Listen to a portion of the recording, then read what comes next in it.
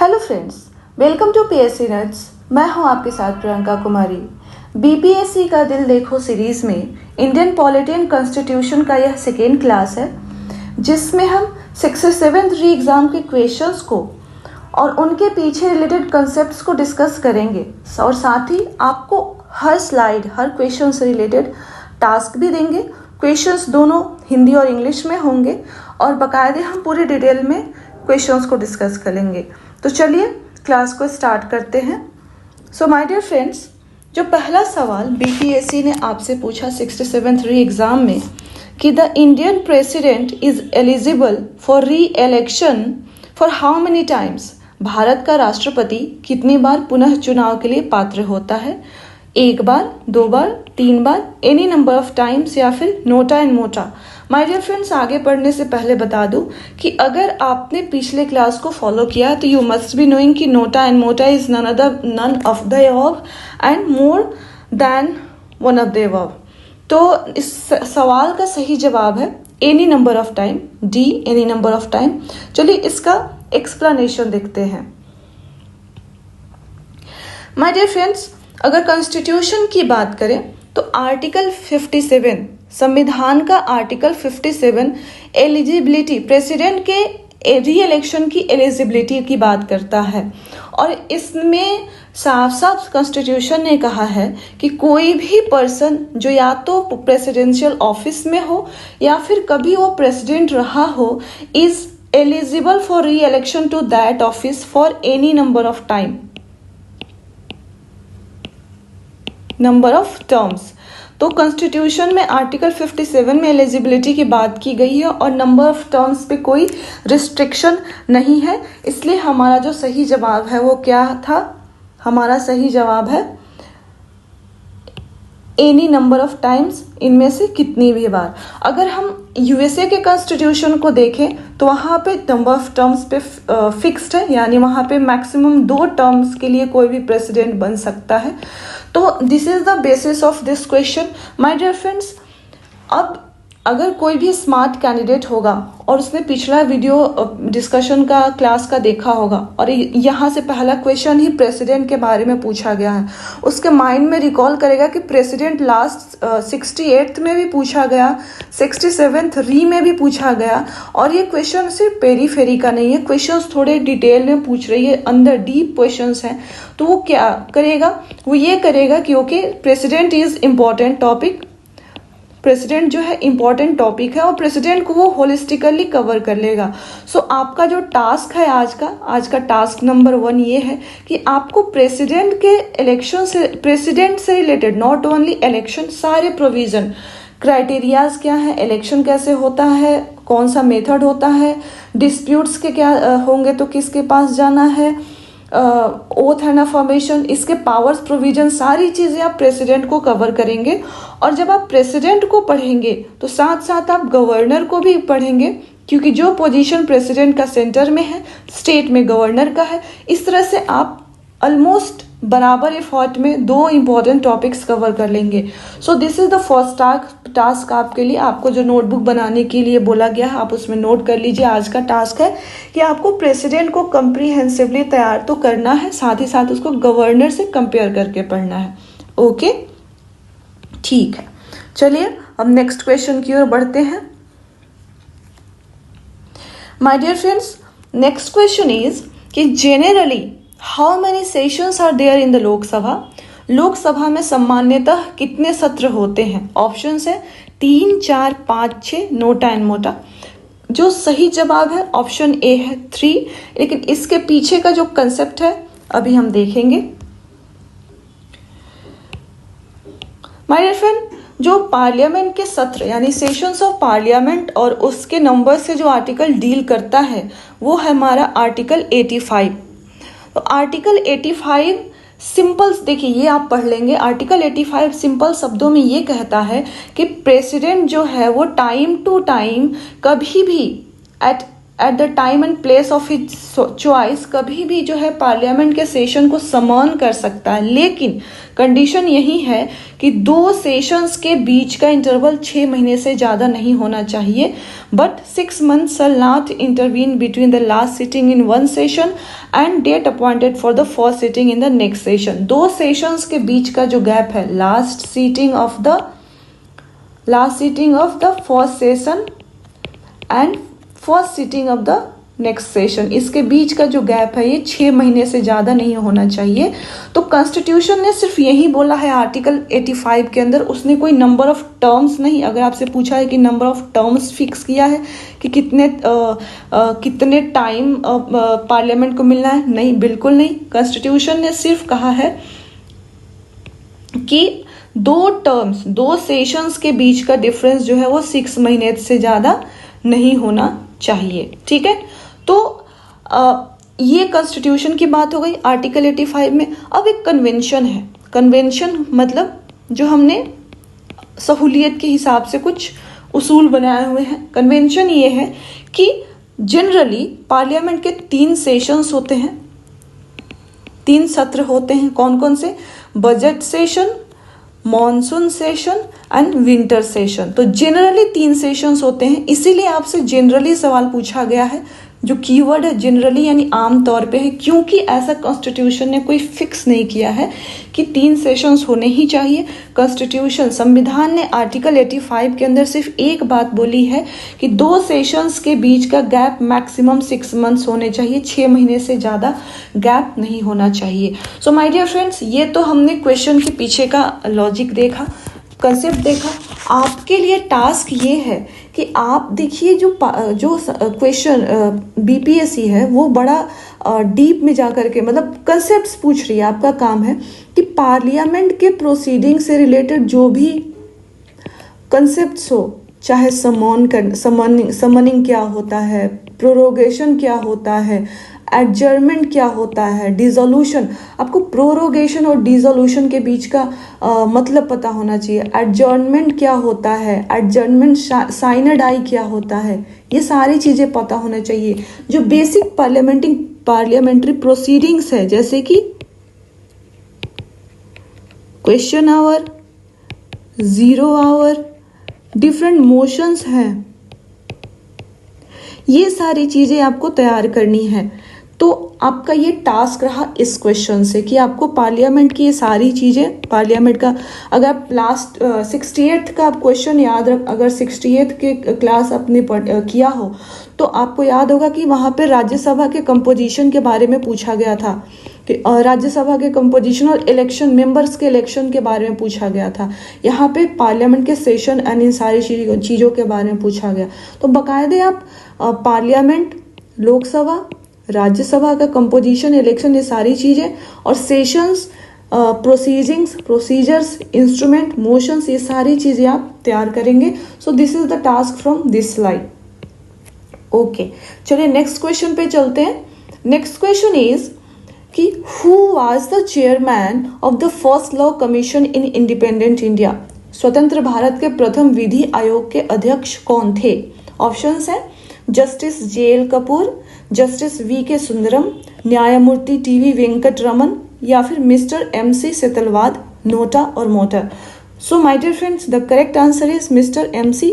सेतलवाद। जो श्री M.C. सेतलवाद थे, ये फर्स्ट लॉ कमीशन थे, chairman of first law commission थे। अब इस चलिए लॉ कमीशन के बारे में थोड़ा सा जान लेते हैं। माय डियर फ्रेंड्स, जो पहला लॉ कमीशन बनाया गया 1955 में बनाया गया था, पहला फैक्ट आप याद रखेंगे। उसके जो चेयरमैन थे श्री M.C. सेतलवाद जी थे। ये उस समय के अटॉर्नी जनरल थे, इनको चेयरमैन बनाया गया था। तब से लेकर के अब तक, since independent till now, 21 law commissions बनाए जा चुके हैं और उन्होंने अपनी रिकमेंडेशंस यानी सर्विस दे दी है। तो 21 लॉ कमीशन ने सर्व कर दिया है। करेंटली 22वां लॉ कमीशन का पीरियड चल रहा है। 2020 में यूनियन कैबिनेट ने रिजोल्यूशन से 22nd लॉ कमीशन को कंस्टिट्यूट किया था। इसका जो टाइम पीरियड है 2020 से 2023 तक का है और इसके जो जो करेंट 22वां लॉ कमीशन के जो चेयरमैन हैं वो हैं श्री ऋतुराज अवस्थी। तो जो 22nd लॉ कमीशन अभी चल रहा है उसके चेयरमैन है Shri Rituraj Awasthi.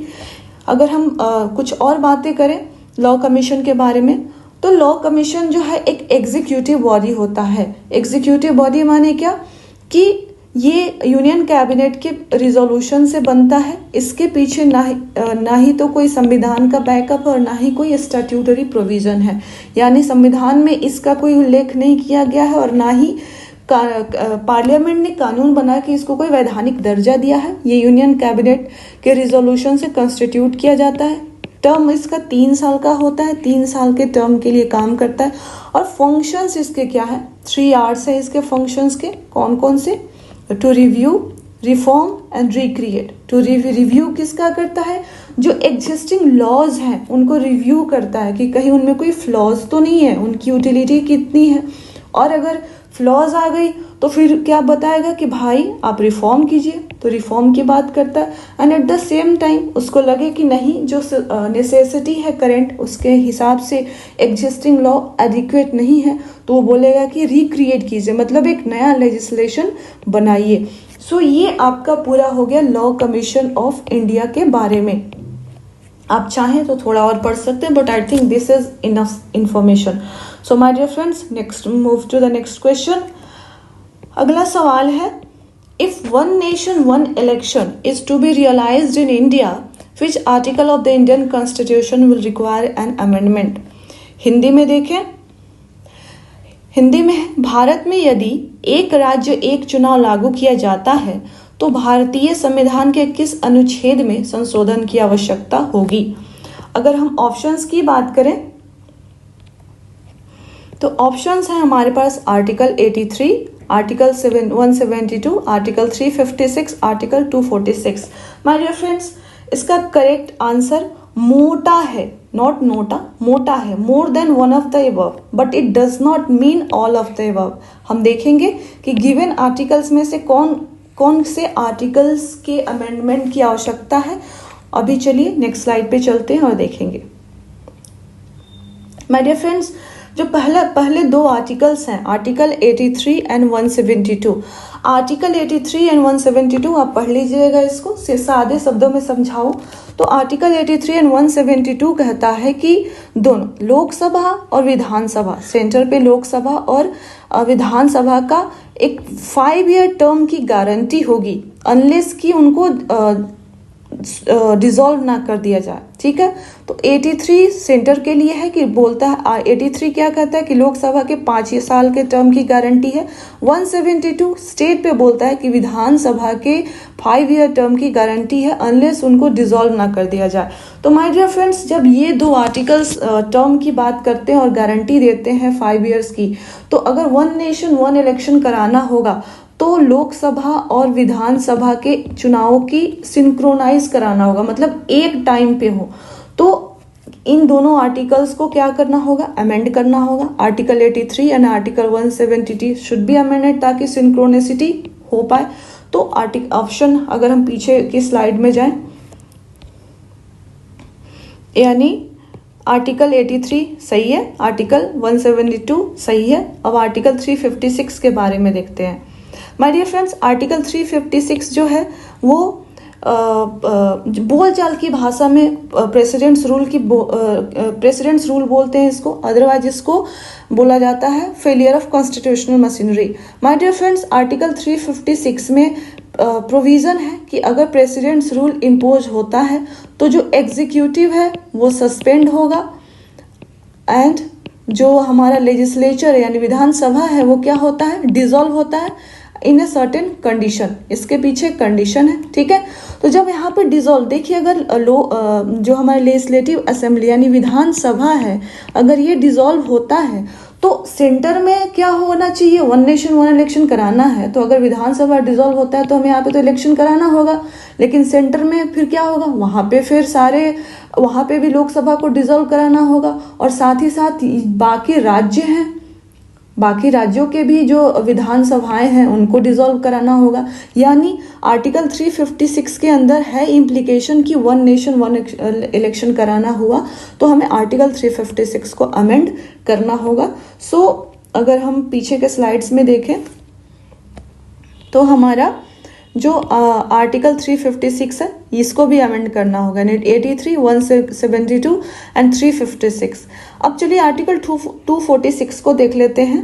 My dear friends, article 246 जो है वो सिंपल जो 7th शेड्यूल का मैटर है, यानी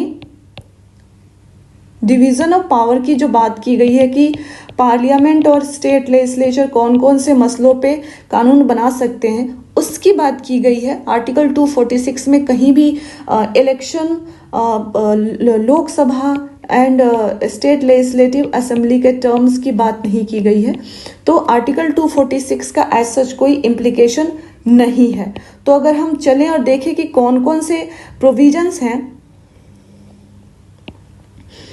कौन कौन से प्रोविजंस है जिनको अमेंड किया जाना चाहिए। यस, आर्टिकल 83 अमेंडमेंट रिक्वायर्ड है, आर्टिकल 172 रिक्वायर्ड है एंड आर्टिकल 356 रिक्वायर्ड है, लेकिन आर्टिकल 246 नहीं है।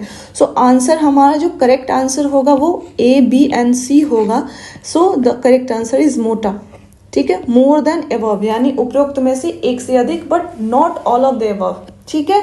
सो माय डियर फ्रेंड्स, ये क्वेश्चन तो डिफिकल्ट है, बट क्या कर सकते हैं नो, डिफिकल्टी है तो जब नाव जल में छोड़ दी, मझधार में ही मोड़ दी, दे दी चुनौती सिंधु को, फिर धार क्या मझधार क्या। जब उतर गए हैं कि बीपीएससी करेंगे तो फिर डिफिकल्टी क्या, है ना। ओके, चलिए अब नेक्स्ट क्वेश्चन की तरफ बढ़ते हैं। My dear friends, the next question is which state does not have a panchayat system. किस राज्य में पंचायत व्यवस्था नहीं है। ऑप्शन है आपके Nagaland, Mizoram, Meghalaya, Kerala, NOTA and MOTA. Okay, so my dear friends, इसका करेक्ट आंसर जो है मोटा है, more than one of the above, उपरोक्त में से एक से अधिक। पर देखेंगे इसके पीछे का कंसेप्ट देखेंगे, और कंसेप्ट देखने से पहले मैं आपको बता दूं कि 68th का पहले आप जाकर के क्लास देख के आइए। वहाँ पे 68th में 3 क्वेश्चंस, 8 या 9 क्वेश्चंस आए थे, 9 में से 3 क्वेश्चंस पंचायती राज से थे। 67th री का हम कर रहे हैं और ये पहला क्वेश्चन अपीयर हुआ है। आप ही आगे देखेंगे, आप एक और क्वेश्चन बीपीएससी ने पूछा, यानी 2 क्वेश्चन यहाँ से पीआरआई से पूछ रही है, और सिर्फ ऊपर ऊपर से नहीं। ये देखिए, देखने में लग रहा है कि ये वन लाइनर है, बट इसके पीछे का अगर आप ये कंसेप्ट देखेंगे तो आप हिल जाएंगे। चलिए पहले आपको मैं कंसेप्ट दिखाती हूँ। सबसे पहले आप जान लीजिए पंचायती राज इंस्टीट्यूशंस के बारे में। 73rd अमेंडमेंट से इसको संवैधानिक दर्जा दिया गया था। 9th पार्ट 9 ऐड किया गया था कॉन्स्टिट्यूशन में 73rd अमेंडमेंट से। 11th शेड्यूल 73rd अमेंडमेंट से 16 आर्टिकल्स रिलेटेड है, 29 सब्जेक्ट्स रिलेटेड है। आर्टिकल 243 को अमेंड किया गया था और इसमें 16 आर्टिकल ऐड की गई थी। उन्हीं 16 आर्टिकल्स में से my dear friends article 243M, और माय डियर फ्रेंड्स आपको क्या करना है कि एक जो कॉन्स्टिट्यूशन ऑफ इंडिया, इसका या तो आप एक ऐप ही मोबाइल में रखिए, और जहाँ पे जो भी आर्टिकल आपको बताया जा रहा है, ये रैंडम कोई आर्टिकल चूज करके नहीं लाए गए हैं। आपके क्वेश्चन का बेसिस क्या है, उन्हीं आर्टिकल्स को यहाँ पे डिस्कस किया जा रहा है। तो मैं तो ब्रीफ में डिस्कस करा ही रही हूँ। आपका काम है कि इन सभी आर्टिकल्स को मतलब कॉन्स्टिट्यूशन में पढ़ना, प्रॉपर वे में पढ़ना कि क्या लिखा गया है। चलिए आर्टिकल 243M की बात करें। आर्टिकल 243M कहता है कि the part not to apply in certain areas. कौन सा पार्ट? जो पार्ट 9 है, यानी पंचायती राज इंस्टीट्यूशन के जो पार्ट्स हैं, दैट विल नॉट अप्लाई। कौन कौन से एरियाज में नहीं अप्लाई करेगा? आर्टिकल 243M क्लॉज 1 कहता है कि शेड्यूल्ड एंड ट्राइबल एरियाज में अप्लाई नहीं करेगा। Article 243M clause 2A states of Nagaland, देखिए आपके ऑप्शन में है, state of Meghalaya and Mizoram. 3 ऐसे स्टेट्स है, कंप्लीट स्टेट है जहाँ पे ये एप्लीकेबल नहीं है, और ये article 243M sub clause 2 clause 2 sub clause A कहता है। ठीक है, तो कंप्लीट स्टेट्स हैं, ये तीनों कंप्लीट स्टेट्स हैं जहाँ पे कि पंचायती राज इंस्टीट्यूशंस यानी पार्ट 9 एप्लीकेबल नहीं है। इनके अलावा अगर देखें तो मणिपुर के कुछ हिली रीजन हैं जहाँ की ये पार्ट 9 आपका एप्लीकेबल नहीं होता है। अगर देखें इसके अलावा तो जो दार्जिलिंग डिस्ट्रिक्ट है वेस्ट बंगाल का, वहाँ पे भी एप्लीकेबल नहीं है। वहाँ पे गोरखा काउंसिल है, गोरखालैंड का काउंसिल है अपना, वो एप्लीकेबल होता है। और साथ में आर्टिकल 243M सब क्लॉज 4 ये स्टेट लेजिस्लेचर को कुछ डिस्क्रेशन देता है कि पार्लियामेंट के कुछ लॉज किसी एरिया में इनेक्ट करने हैं नहीं करने, उसका डिस्क्रेशन है, तो इसको हम डिस्कस नहीं करेंगे। आपका टास्क है PRI सारे प्रोविजंस, होलिस्टिक प्रोविजंस कर जाइए। PRI ऐसा पढ़िए कि नींद में भी आपसे कोई पूछे तो आपको बिल्कुल याद होना चाहिए। और इस क्वेश्चन के लिए आप जाकर के आर्टिकल 243M यहाँ पे डिस्कस तो कर दिया गया, but still you need to read article 243M। तो यहाँ से हमने देखा कि नागालैंड, मेघालय एंड मिजोरम 3 ऐसे स्टेट्स है जहाँ पे एप्लीकेबल नहीं होता है। क्वेश्चन पे वापस चलते हैं।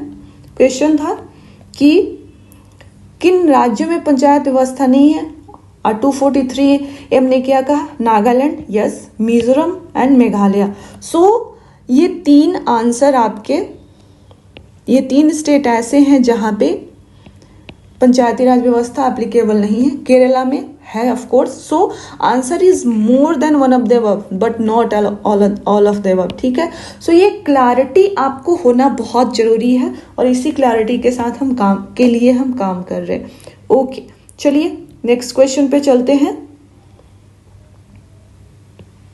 My dear friends, the next question is कि the division of each state into territorial constituencies for the Lok Sabha is done by the Delimitation Commission. This delimitation has been freezed till which year? अगर question को हिंदी में देखें तो हिंदी में सवाल है, प्रत्येक राज्य में लोकसभा के सीटों का निर्धारण परिसीमन आयोग द्वारा किया जाता है। इस परिसीमन को किस वर्ष तक रोक दिया गया है? ये आपका सवाल है। ऑप्शंस है 2024, 25, 26, 27। माय डियर फ्रेंड्स, जो परिसीमन है उसको 2026 तक फ्रीज कर दिया गया है। करेक्ट आंसर आपका 2026 तक है। पर हम देखेंगे कि ये जो डिलिमिटेशन है, ये डिलिमिटेशन क्या है, ये डिलिमिटेशन क्या है, डिलिमिटेशन कमीशन क्या होता है और ये पूरा एक्सरसाइज क्या है और क्यों फ्रीज किया गया है, ये सारी चीज़ों को अभी हम इसके पीछे का कंसेप्ट समझेंगे और इस तरह से समझेंगे कि आप एग्जाम रेडी हो जाएंगे कि ओके अब डिलिमिटेशन से कोई भी सवाल आएगा you will be ready. My dear friends, सबसे पहले परिसीमन या फिर डिलिमिटेशन होता क्या है? ये सिंपल एक प्रोसेस है जहां पे हम क्या करते हैं, जो टेरिटोरियल कॉन्स्टिट्यूएंसीज हैं यानी निर्वाचन क्षेत्र होते हैं, उनके बाउंड्रीज को फिक्स करते हैं, लिमिट करते हैं, डेलिमिट करते हैं, मतलब चेंज करते हैं। सिंपल भाषा में बोले तो चेंज करते हैं। क्यों करते हैं? To represent changes in the population. जैसे जैसे हमारा पॉपुलेशन बढ़ता जा रहा है वैसे वैसे उनको हमें क्या करना होगा, रिप्रेजेंटेशन तो देना होगा। इसलिए हम क्या करते हैं कि जो टेरिटोरियल कॉन्स्टिट्यूएंसीज की बाउंड्री है उसमें चेंजेस करते हैं और इस प्रोसेस को कहते हैं डिलिमिटेशन। उम्मीद करती हूँ कि डिलिमिटेशन यानी परिसीमन क्या है आपको समझ में आ गया होगा। अगर हम कॉन्स्टिट्यूशनल बेसिस की बात करें तो दो आर्टिकल्स हैं, आर्टिकल 82 एंड आर्टिकल 170। आर्टिकल 82 क्या कहता है, सादा भाषा में आपको समझाती हूँ, आप पे पढ़ लेंगे। आर्टिकल 82 कहता है कि पार्लियामेंट जो है क्या करेगी, एक कानून बनाएगी, एक्ट बनाएगी। कब बनाएगी? After every census. जब सेंसस होगा यानी जनगणना होगा तब तब पार्लियामेंट एक एक्ट बनाएगी और इस एक्ट के तहत स्टेट्स में जो स्टेट्स की जो टेरिटोरियल कॉन्स्टिट्यूएंसीज हैं यानी जो निर्वाचन क्षेत्र है उसको चेंज किया जाएगा। अगर आप पढ़ें, और ये कहाँ पे कहा गया है, आर्टिकल 170 में कहा गया। आई होप ये क्लियर होगा। एक बार रिपीट कर देती हूँ। आर्टिकल 82 के अंदर पार्लियामेंट क्या है, एक लॉ बनाती है, हर सेंसस के बाद एक एक्ट बनाएंगे जिसको डेलिमिटेशन एक्ट बोलते हैं और इसी एक्ट के तहत स्टेट्स जो हैं स्टेट्स के टेरिटोरियल कॉन्स्टिट्यूएंसी चेंज किए जाएंगे, और ये कहाँ कहा गया है, आर्टिकल 170 में कहा गया है। माय डियर फ्रेंड्स, थोड़ा सा और देख लेते हैं। जब आर्टिकल 82 के अंदर पार्लियामेंट डिलिमिटेशन एक्ट बनाती है, उसके बाद प्रेसिडेंट का रोल आता है। प्रेसिडेंट क्या करते हैं, प्रेसिडेंट जो है एक कमीशन गठित करते हैं जिसको हम बोलते हैं डिलिमिटेशन कमीशन। इस कमीशन के जो चेयरमैन होते हैं, इस कमीशन का जो अध्यक्ष होते हैं वो रिटायर्ड जज ऑफ सुप्रीम कोर्ट होते हैं। और ये जो कमीशन है, ये डिलिमिटेशन कमीशन है, ये किसके असिस्टेंट पे काम करता है, इलेक्शन कमीशन ऑफ इंडिया के असिस्टेंस पे काम करता है। तो ये फंडामेंटल फैक्ट्स आपको जानने जरूरी हैं। Now let's move to the next slide.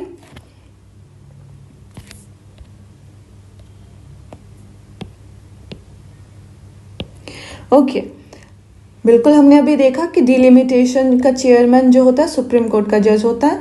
कुछ और फैक्ट्स आपको पता होने चाहिए कि जो पहला डिलिमिटेशन का एक्सरसाइज हुआ था, पहला डिलिमिटेशन का एक्सरसाइज कब हुआ था, 1951 में हुआ था। माय डियर फ्रेंड्स, पहला डिलिमिटेशन कमीशन कब बना था, 1952 में बना था अगर आपसे पूछा जाए तो। लेकिन पहला डिलिमिटेशन का एक्सरसाइज कब हुआ था, 1950-51 में हुआ था। ये कैसे हुआ था, इस समय कमीशन नहीं बनाया गया था, इस समय कमीशन नहीं बनाया गया था। इस समय जो प्रेसिडेंट है, 1950-51 में हम बिल्कुल नए कंट्री थे, इस समय प्रेसिडेंट ने तब के इलेक्शन कमीशन के हेल्प से डिलिमिटेशन एक्सरसाइज किया था, यानी परिसीमन का जो कार्य है वो किया था। सो पहला डिलिमिटेशन एक्सरसाइज यानी परिसीमन 1950-51 में हुआ था। लेकिन उसके बाद 1952, 1963, 1973 एंड 2002, इन चारों सालों में पार्लियामेंट ने एक्ट बनाया, डिलिमिटेशन एक्ट, और इन एक्ट्स के अंदर 4 बार डिलिमिटेशन कमीशन बन चुका है। तो उम्मीद करती हूँ कि ये चीज़ें आपको क्लियर होंगी कि डिलिमिटेशन एक्सरसाइज क्या है, डिलिमिटेशन कमीशन क्या है, कितनी बार बना है। पहला डिलिमिटेशन कमीशन कब बना था, 1952 में। पहला डिलिमिटेशन एक्सरसाइज कब हुआ था, 1951 में। 50-51 क्यों हुआ था, क्लियर है। इतना तो मसला चलो समझ में आ गया। बट इतना जब क्लियर है तो मसला क्या है, मसला ये है कि फ्रेंड्स 42nd अमेंडमेंट आते आते लोकसभा को लगा कि देखो अभी हमें ना देश के डेवलपमेंट पे कार्य करने की बहुत ज़रूरत है। तो उन्होंने क्या किया कि 47 अमेंडमेंट में जो लोकसभा और जो स्टेट्स होते हैं, लोकसभा और स्टेट्स की सीटों को फ्रीज कर दिया। कब तक कर दिया, 2000 तक। कब के सेंसस के लेवल पे, 1971 के सेंसस के लेवल पे। 42nd अमेंडमेंट एक्ट से क्या किया हमने कि लोकसभा और स्टेट असेंबलीज की जो सीटें हैं उनको हमने क्या किया, फ्रीज कर दिया। कब तक कर दिया, 2000 तक कर दिया। 2000 तक हम फ्रीज कर दे रहे हैं, हम चेंज नहीं करेंगे। और इसका बेसिस क्या था, कब का सेंसस था, 1971 का सेंसस था। ठीक है, पर्पस क्या था कि भाई हम डेवलपमेंट वर्क पे फोकस करेंगे। अब चलिए 2000 तक हमारा फिक्स्ड है, लेकिन 2000 आया और हमने देखा कि भाई हमारा तो समय पूरा हो गया, लेकिन हमने डेवलपमेंट के जो टास्क गोल्स फिक्स किए थे वो हमने अचीव नहीं किए। फिर से एक अमेंडमेंट लाया जाता है, 84th अमेंडमेंट एक्ट ऑफ 2001। ठीक है, और इसके अंदर जो हमने फ्रीज, जो बैन या फिर फ्रीज किया था रीएडजस्टमेंट, सीट्स का इंक्रीज डिक्रीज करना, उसको 25 सालों तक बढ़ा दिया जाता है। और अगेन अब ये 2026 तक इस पे फ्रीज कर दिया है। और बेसिस क्या है, 1971 का सेंसस। यानी सिंपल शब्दों में कहें तो 84th अमेंडमेंट एक्ट से जो पहले जो बैन लगा हुआ था सीटों के रीएडजस्टमेंट पे, उसको इंक्रीज कर दिया गया अगले 25 सालों तक। यानी 2001 में ये बना था और ये 25 साल होगा कितने, 2026 तक। अब सीटों में कोई चेंजेस नहीं होंगे, यानी 2026 तक लोकसभा और विधानसभा में किस पॉपुलेशन के बेसिस पे रिप्रेजेंटेशन होगा, 1971 का जो सेंसस, जो डाटा है हमारे पास, उसके बेसिस पे रिप्रेजेंटेशन होगा बेस्ड ऑन द, देखिए लिखा हुआ बेस्ड ऑन द 1971 सेंसस। तो यही मसला है। इसलिए अगेन वही बात की गई है कि एक और बात, 2002 से लेकर 8 में हमने पढ़ा कि लास्ट डिलिमिटेशन कमीशन 2002 में बना था। तो 2002 से 8 तक डिलिमिटेशन एक्सरसाइज किया गया था 2001 के सेंसस पे, पर जो सीट्स हैं उनको चेंज नहीं की गई। वो अभी भी जो पार्लियामेंट में सीट्स है वो 1971 के सेंसस के बेसिस पर ही हैं। सो माय डियर फ्रेंड्स, ये पूरा डिलिमिटेशन से रिलेटेड कंसेप्ट है। आप समझ गए होंगे कि कि क्वेश्चन था कि प्रत्येक राज्य में लोकसभा की सीटों का निर्धारण परिसीमन किया जाता है, किस वर्ष तक रोक दिया गया है, तो 2026 तक रोक दिया गया है। और इसके पीछे कौन कौन से अमेंडमेंट है, 42 एंड 80, बताइए आप कौन सा अमेंडमेंट है। तो ये पूरा आपको पता होना चाहिए। चलिए नेक्स्ट स्लाइड की तरफ, नेक्स्ट क्वेश्चन की तरफ चलते हैं। So the next question is कि the supreme court is a, सर्वोच्च न्यायालय क्या है। सुप्रीम कोर्ट इज अ, सर्वोच्च न्यायालय क्या है। फेडरल कोर्ट, संघीय न्यायालय, प्रोटेक्टर ऑफ ह्यूमन राइट्स, मानव अधिकारों का संरक्षक, final interpreter of the constitution, संविधान का अंतिम विवेचक, सिविल कोर्ट, सिविल न्यायालय, नोटा और मोटा। माय डियर फ्रेंड्स, इसका जो सही जवाब है more than one of the above है। एक्चुअली सुप्रीम कोर्ट ये सारा कुछ है। हम देखते हैं इन सब के पीछे का कंसेप्ट देखेंगे। उससे आगे बढ़ने से बता दूं कि 68th में भी बीपीएससी ने सुप्रीम कोर्ट से एक सवाल पूछा था। 67th री में भी यहाँ पे सवाल है। तो कोई भी जो स्मार्ट कैंडिडेट होगा वो तुरंत फिगर आउट करेगा कि ओके, सुप्रीम कोर्ट एक इम्पॉर्टेंट एरिया बन रहा है बीपीएससी के लिए और यहाँ पे थोड़े उसके कंसेप्ट से पूछे जा रहे हैं। तो वो क्या करेगा, वो अपने प्रायोरिटी लिस्ट में सुप्रीम कोर्ट को ऐड करेगा कि मेरे को इसको रिवाइज करना है। और जब भी आप सुप्रीम कोर्ट को रिवाइज करेंगे, पैरेलली आप हाई कोर्ट को भी रिवाइज करेंगे, चीज़ें आसान हो जाएंगी रिवाइज करना और ईजिली कवर होंगी। तो आज का ये टास्क है, इस स्लाइड का ये टास्क है, आप इसको कंप्लीट करेंगे। चलिए एक्सप्लेनेशन देखते हैं। My dear friends, last class में हमने original jurisdiction, federal jurisdiction, appellate jurisdiction, ये सारी चीज़ों की बातें की थी। तो एज अ फेडरल कोर्ट जब सुप्रीम कोर्ट काम करता है तो वो फेडरल डिस्प्यूट्स को इंटरटेन करता है और ये फेडरल डिस्प्यूट्स जो है ओरिजिनल जुरिस्डिक्शन में आते हैं। ओरिजिनल जुरिस्डिक्शन का आर्टिकल कौन सा है, 131।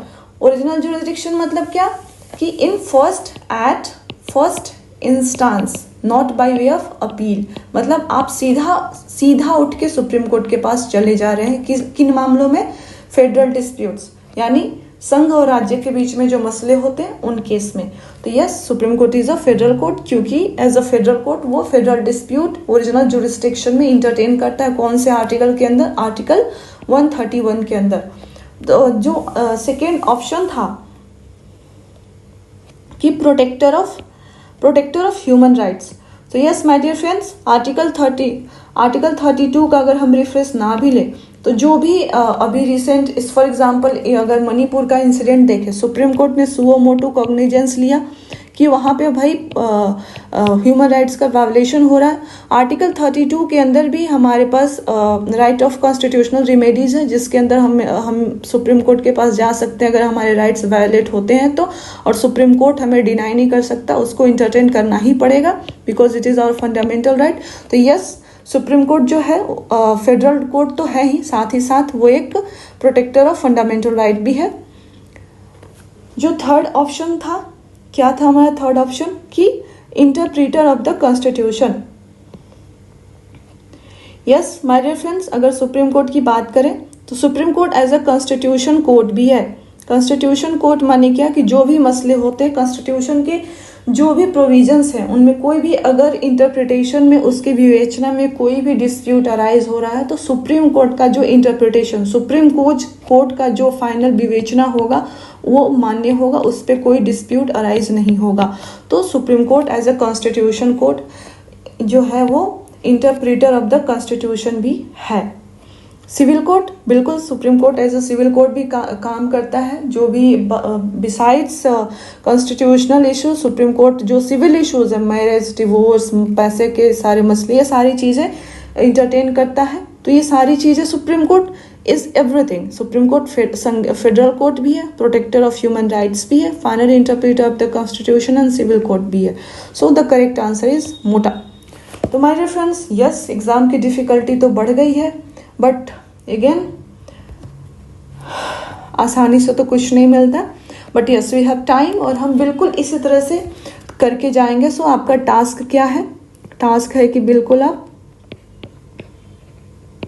सुप्रीम कोर्ट के सारे प्रोविजंस, बार बार रिपीट हो रहा है सुप्रीम कोर्ट, आप सुप्रीम कोर्ट के बारे में सारे प्रोविजंस जानेंगे, और जब आप पढ़ेंगे तो हाई कोर्ट से कंपेयर करके पढ़ेंगे, आसान हो जाएगा याद करना। चीज़ें मोर और लेस सिमिलर होती है, कुछ चीज़ें कंपेयर में आप ज़्यादा आसानी से याद कर लेते हैं। सो चलिए नेक्स्ट क्वेश्चन की तरफ चलते हैं। The next question is to review the financial position of panchayats the state government constitutes every 5 years and पंचायतों की वित्तीय स्थिति की समीक्षा के लिए राज्य सरकार प्रत्येक 5 वर्षों में क्या गठित करती है? ऑप्शंस हैं फिनांस कमीशन, वित्त आयोग, फिनांस कमेटी, वित्त समिति, एडवाइजरी कमेटी, सलाहकार आयोग, एडवाइजरी कमीशन, सलाहकार समिति। माय डियर फ्रेंड्स, इसका करेक्ट आंसर फिनांस कमीशन है, पर बीपीएससी ने क्या खेला है ब्यूटीफुली, वित्त आयोग और वित्त समिति। आधे लोग तो यहीं पे कंफ्यूज हो जाएंगे। तो देखिए अगेन ये पहले बात तो इसका करेक्ट आंसर ये है। चलिए देख लीजिए, पंचायत का सवाल है, तो 67th में री में 2 सवाल पंचायती राज इंस्टीट्यूशन से अब तक आ चुके हैं हमारे सामने। चलिए देखते हैं फिनांस कमीशन, जो स्टेट फिनांस कमीशन है उसके बारे में बात करते हैं। माय डियर फ्रेंड्स, हमने पीछे पढ़ा था कि पार्ट 9 में 16 आर्टिकल्स हैं। उन आर्टिकल्स में से एक आर्टिकल है 243I, और ये आर्टिकल आप नोट करेंगे और जा करके पढ़ेंगे। इसका अगर मैं ब्रीफ बताऊं तो आर्टिकल 243I कहता है कि constitution of finance commission to review financial position of panchayat, पंचायतों की वित्तीय समीक्षा करने के लिए वित्त आयोग का गठन करना। तो आर्टिकल 24 ये एक संवैधानिक बॉडी है, कॉन्स्टिट्यूशनल बॉडी है। कहाँ से? आर्टिकल 243I है। इसका कौन कंस्टिट्यूट करता है? गवर्नर करेगा। कितना साल का कार्यकाल होगा इनका? 5 years का टर्म होता है। मेंबर्स कितने होते हैं? एक चेयरपर्सन होता है और मैक्सिमम 4 मेंबर्स हो सकते हैं, इसलिए आपको 1+4 दिखाया गया है। तो ये इनका बेसिक ब्रीफ ओवरव्यू है। इनका पर्पस क्या होता है? To review the financial position, panchayat के फाइनेंशियल पोजीशन को रिव्यू करना। तो अगर ये अब रिव्यू करेंगे तो क्या इनको बताना होगा कि भाई मेजर्स बताओ या फिर रिफॉर्म बताओ कि कैसे जो पोजीशन है उसको हम इम्प्रूव कर सकते हैं। तो इन्होंने पहला काम क्या किया कि रिव्यू किया कि अच्छा भाई पंचायतों की स्थिति क्या है। उन्होंने देखा कि भाई पंचायतों की स्थिति बड़ा दयनीय है, उन्होंने रिफॉर्म सजेस्ट किया। अब रिफॉर्म जब सजेस्ट किया उन्होंने तो कहा कि देखो भाई ये जो हम मेजर्स बता रहे हैं इनको इम्प्लीमेंट करने में समय लगेगा, और इम्प्लीमेंट के बाद जो इनका इफेक्ट होगा बहुत समय लग जाएगा, तो फिर पंचायतों की स्थिति कैसे सही होगी।